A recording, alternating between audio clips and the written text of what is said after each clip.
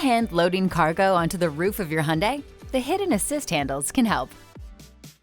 Located on the pillar behind the rear doors, the handles open quickly with a push at the bottom of the cover. Once open, you can use them to gain easy access to the roof. Be sure to close the cover when you're finished. And if you wish, you can lock the cover in place when not using it. Remove your vehicle key from the fob. Then open the rear door and locate the cover lock. Insert the key and turn it to lock or unlock the cover.